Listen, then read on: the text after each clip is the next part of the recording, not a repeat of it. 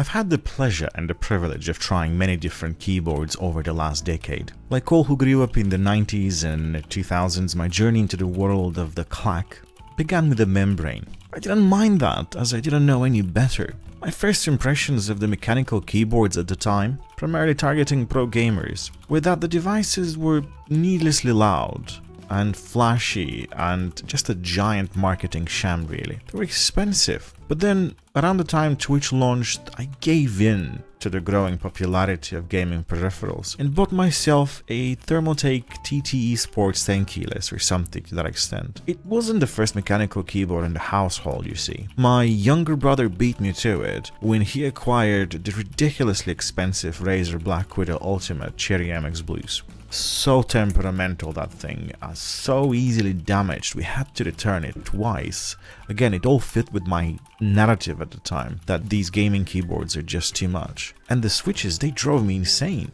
We had a gaming room, and at the time, his clicks and clacks easily penetrating my open back Sennheisers, day in and day out, must have left such a bad impression on me that I never once considered buying a Cherry MX Blues to date. My mechanical keyboard, the one I chose, rocked Cherry MX Browns, which I still hold very near and dear to my heart, despite what I'm about to say about the Drevo Excalibur 84 here.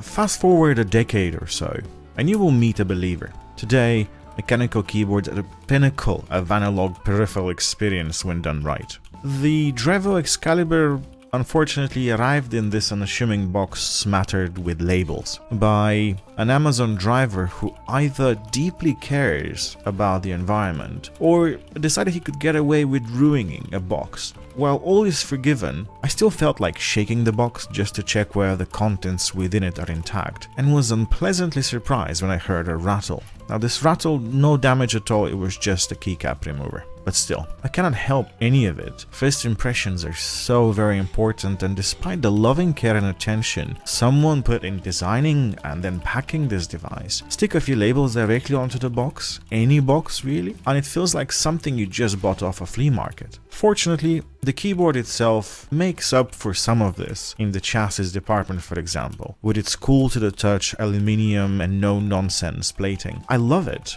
It doesn't feel exaggeratedly heavy, but it would make for a decent bludgeoning weapon in a post-apocalyptic scenario if you're looking for something. Also, I wouldn't use this on an unsuspected sibling or a colleague, as you might end up charged with manslaughter. I mean it, you have been warned.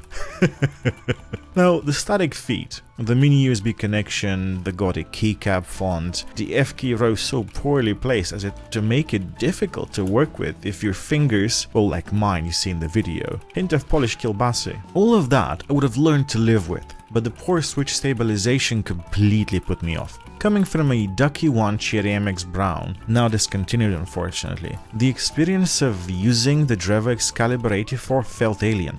I mean, so much so that I began to doubt my own biased memory. Could it be that after all this time I had an idealized notion of the 45-gram tactile switch? I kept trying, kept typing, but the more time I spent with the keyboard, the less I wanted it around me. And in the end, just like the Happy Hacking Keyboard Pro 2, this product from Drevo will also be making its way back to Amazon. This is not something I do usually. But unlike the ridiculously expensive Topper 45-gram options out there, this particular interpretation of the Cherry MX Browns won't be making its way back into my life, no.